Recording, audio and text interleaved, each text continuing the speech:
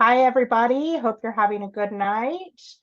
All right. So, disclaimers, the results here are provided for general information purposes as a convenience to the viewers. The materials are not a substitute for obtaining professional advice from a qualified person, firm, or corporation. This is not a solicitation to buy or sell any security ever. This is not advice, and past performance is not necessarily indicative of future results. I had some questions come in regarding adjusted close price. And if you were unaware, TradeMachine does utilize adjusted close pricing. And also, if you're also using Pattern Finder, we also use it there. The reason that we utilize it is because it's more nuanced. It allows us to calculate in dividends, stock splits, and things of that nature that are going to affect the overall impact to profitability long term.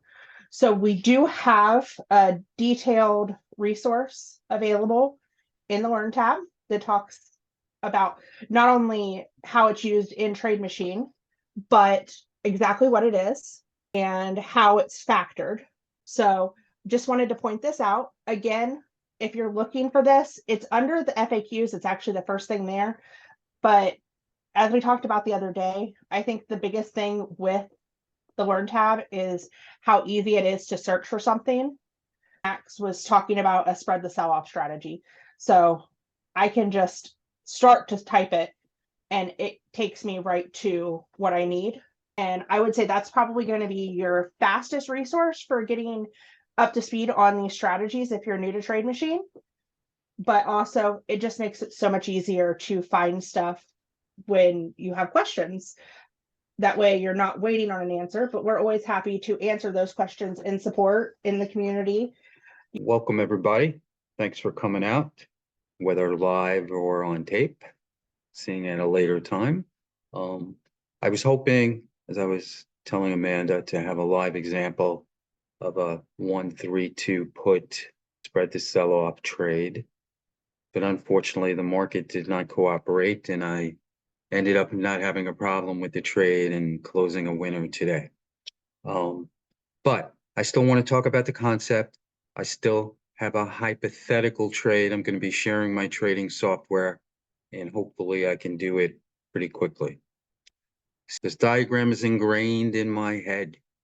It should be ingrained in your head if you want to take this trade like a spread to sell off. All of the spread to sell off technical open conditions are holding.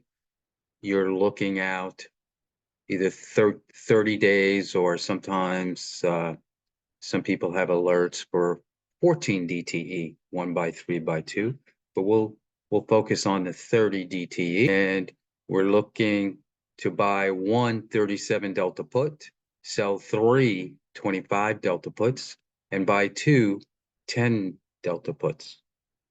The key to me, know what the trade does that you want to trade, know where the profit potential is, and most importantly, where's the maximum risk on any trade?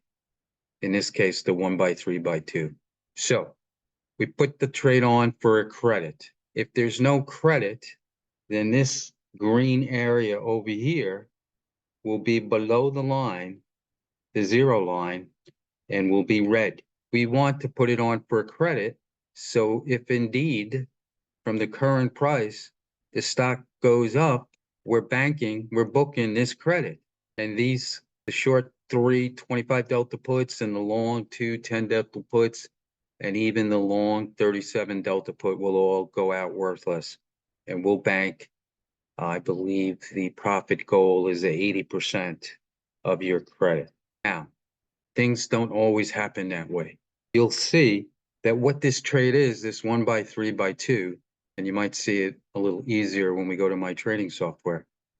It's an unbalanced butterfly. It's an unbalanced 1-2-1. And then to get more premium in, we're selling an extra put spread. That's the way I think about it. It's a butterfly with an extra short put spread. All right. If the stock starts going down during the 30 days and it goes down nice and slow, this diagram is at expiration. So during the life of the trade, things will be more curved than these straight diagonal lines. But still, it's representative of what I want to highlight.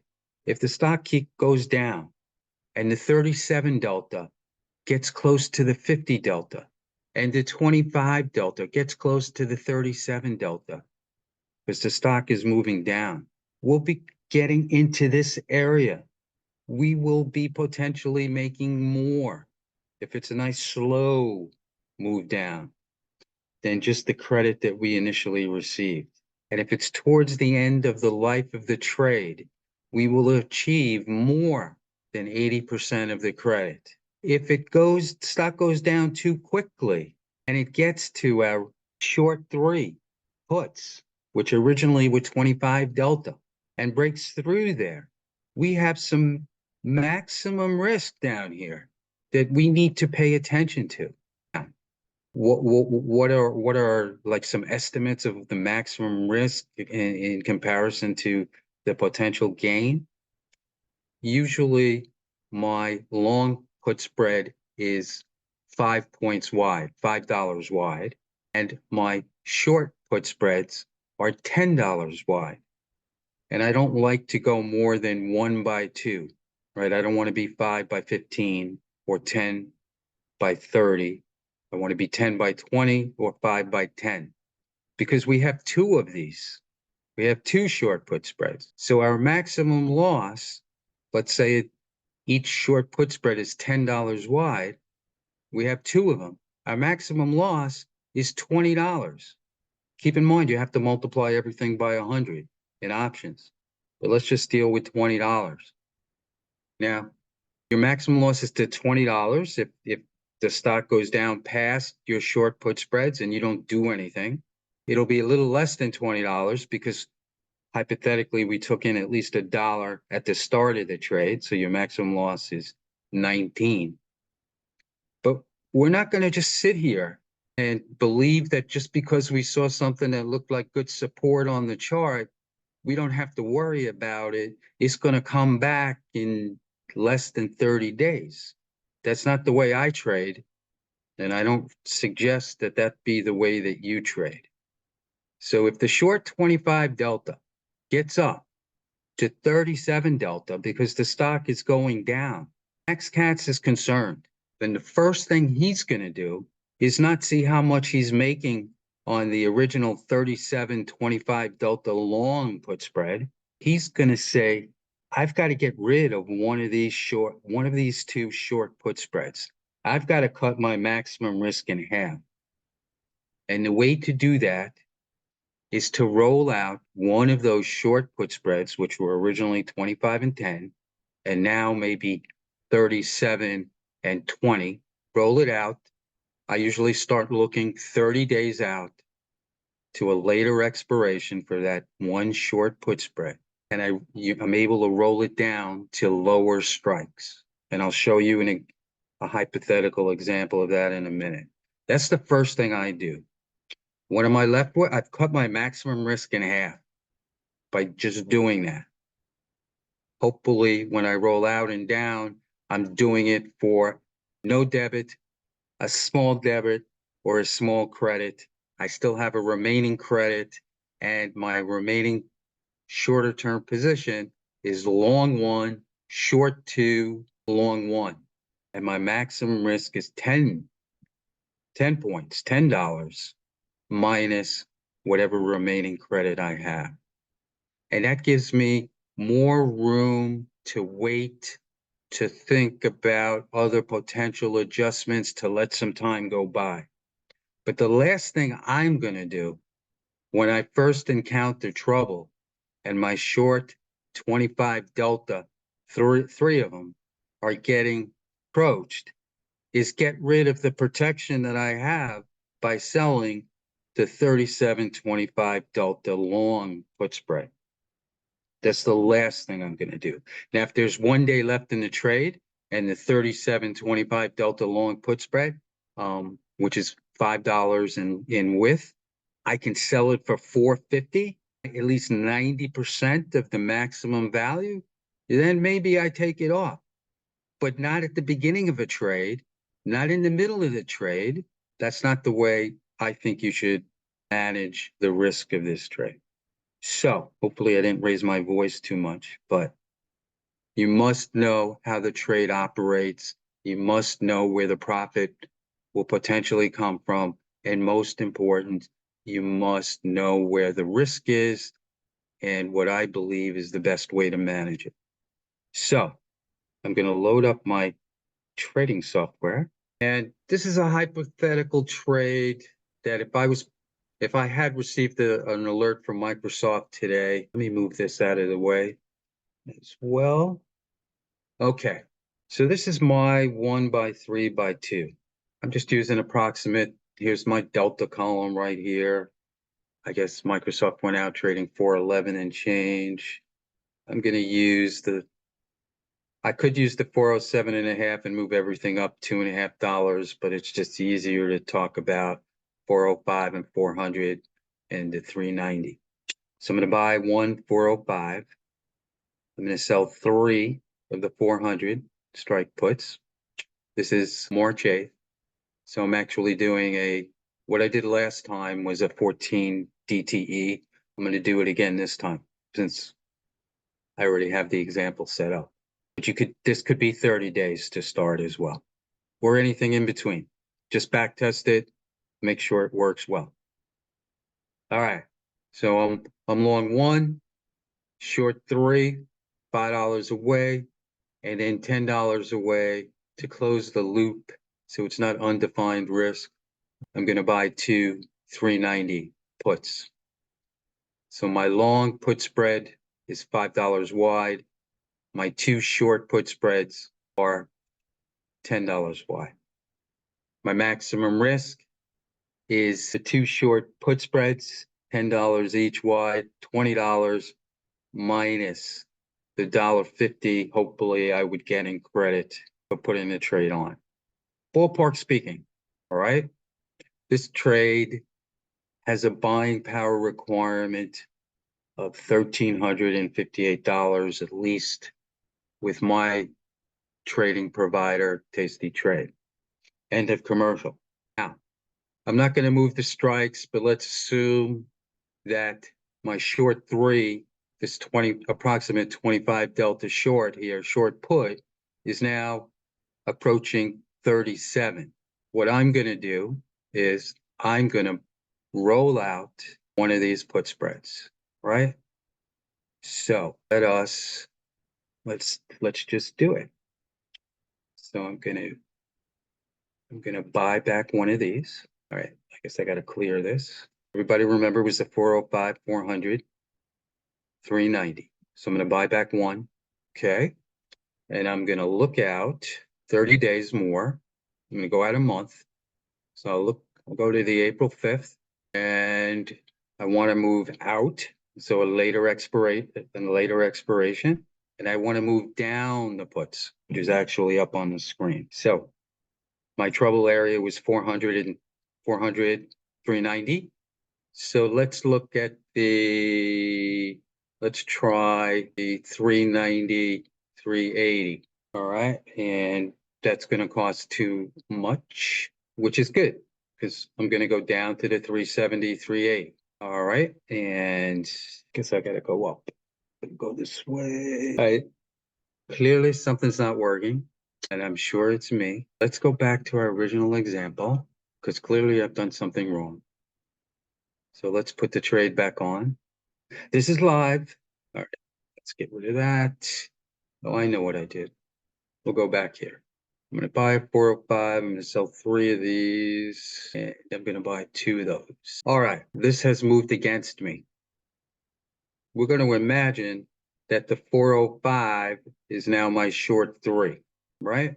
So I'm going to roll everything up $5 to higher strikes. This is when I start to get concerned, right? Because my short 3 is starting to approach. I don't want to deal with the $2.50 strikes. So we're just going to assume this is approaching the 37. I want to move out one of the 405, 395 short put spreads. So I'll clear this. I'm going to buy back one of those. All right. I'm going to go out a month and hopefully this will work. And I'm going to go down, going out a month, and I'm going to go down at least 5 points. So I'm going to sell, not buy. I'm going to sell the 43-day out. Now I realize what I was doing wrong before. All right. I can do this trade. I can get out of trouble. I can roll down 5 points from the 405, 395 down to the 400, 390 and receive an additional credit. But let's see, I'm more concerned about rolling this out of trouble. So let's roll it down to the 395, 385 as my short out 43 days. It's too much of a debit. So we'll go back to the 400. These are the gyrations that I go through.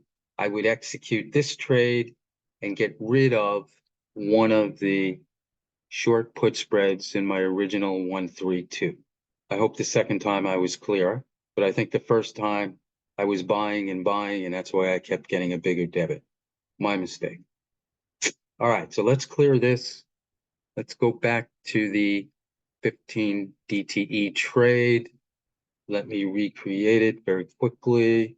I just want to highlight one other thing and then we'll go to questions. Sell 3, buy 2. There's our original trade. We want to do it for $1.50. Okay.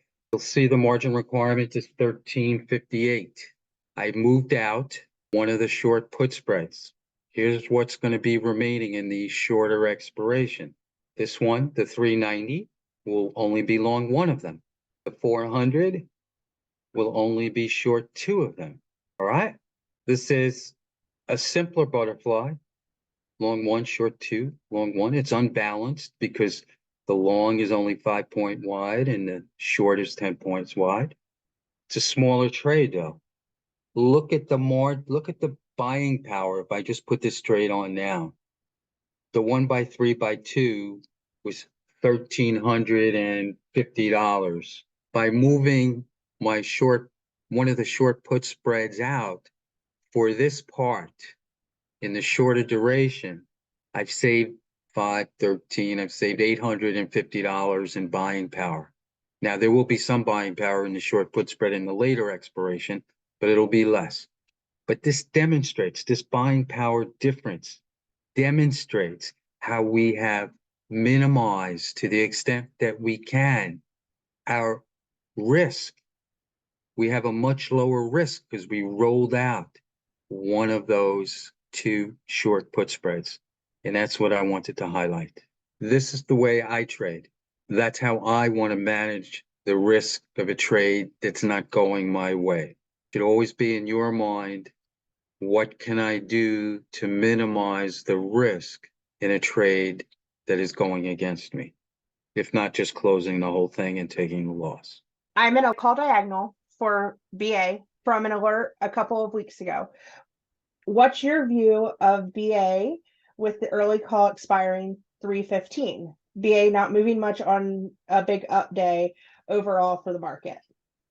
Yeah, I have no talent in the area of what I think a stock is going to do. So if I were you or anyone and I give an opinion, I would Costanza it. If you are a Seinfeld fan, you'll know what I mean. If you're not, if I say I think BA is going to rally, it's going down. I thought Nvidia was going to go down today or starting last night, and of course it went the other way. So I can't tell you. I have no informed opinion of what BA is going to do, but here's how I manage those diagonals. I always look at the remaining premium in the short call in this case. When it is minimal, because the stock's not moving or enough time has passed, if I've already taken advantage of 80 to 90% of the short premium being weaned off, I will close it and consider making my long call a long call spread if I want to still be long BA, closing the entire trade. You only have a couple of options. There are 2 ways it's going to turn against you. One way is a good way. and one way is the bad way. The stock Mhm. goes down, you're losing on your long call, you're losing on your short, but there's not enough premium in the short to cover what you're losing on the long call. You should have, depending upon the trade, there may be a loss limit. If not, you can have your own loss limit and you close the whole trade. The good way is the stock goes up and it starts to go past your short call strike. When it does that, you must either close the trade because it will be profitable, or roll that short call that's being violated into the same expiration as the long call and make a long call spread out of the entire trade, because you think BA is going to keep going up, and that long call spread in the same expiration will appreciate in value. Okay, what's next? Is this a credit spread? I'm guessing that they're talking about spread the sell-off. We insist on it being a credit spread, the 1 by 3 by 2. If you look at the 37, 25, and 10, 1 by 3 by 2, and it comes out as a debit, I pass on the trade. But before I pass on the trade, I might go down to 30, 20, 10, 1 by 3 by 2, and see what that looks like. I must have a credit. Otherwise, this green, you see the diagram, Yes. Amanda? Okay. The green here will be red and underneath the line. And I don't, if the stock goes up, I want to be guaranteed of a profitable trade and a credit. Right. With the spread the sell-off, condition to close is 80% of gain. In this case, we buy the broken wing butterfly for small credit, negative debit. It doesn't mean that we close by buying the butterfly back for 20% of the credit received, or do we need to wait until the stock goes down a bit and gets below the hill? In this case, we could expect to get additional credit. The additional credit at expiration would be equal to top of the hill minus initial credit. And we could wait for this to happen and use 80% of this as a gain. Additional credit, okay, I think that part was repeated. Sorry. Okay, all right. So the guideline on the 1 by 3 by 2 spread the sell-off is 80% of your initial credit. All right. If the stock is going up, at some point, this unbalanced butterfly is only going to be worth 20% of what it originally was, and you can close it and take your 80% gain. The exception for me, and it doesn't have to be for you, is if the stock is just lingering around its current price and slowly starts to go down and enters this little triangular area where it's broke through the original 37 delta long, and it's just hanging in this area. If it's acting really slow and moderate coming off, I will go past that 80% gain, because after initially the 1 by 3 by 2 will go down initially. If it goes down too quickly or too soon, eventually it will start to come back and be profitable. And then I'm going for more than 80% of the $1.40 or $1.50 credit that I originally started with. But this is the kicker. This is why we do the unbalanced butterfly. It doesn't happen very often, but when that potential trade is about, it looks like it could happen, and it's not going to just blow through, it's slow moving, or it's towards the end of the DTE, the days to expiration, I'll take a chance.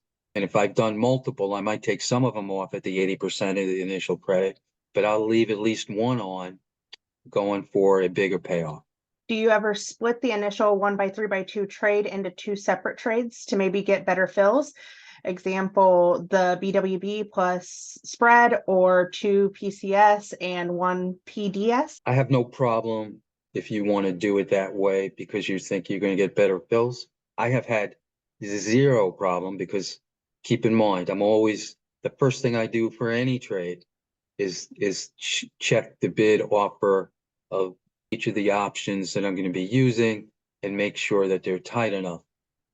And when I put the 1x3x2 spread up there, as I was showing on Microsoft earlier today, if the spread is really wide, then yeah, maybe I'll break it up. But I'm not breaking it up because I think it's one, put debit spread, and two, put credit spreads as a trade. I'm breaking it up just to get a better, more reasonable fill. It's still an unbalanced butterfly plus another short put spread. At least that's the way I think about it.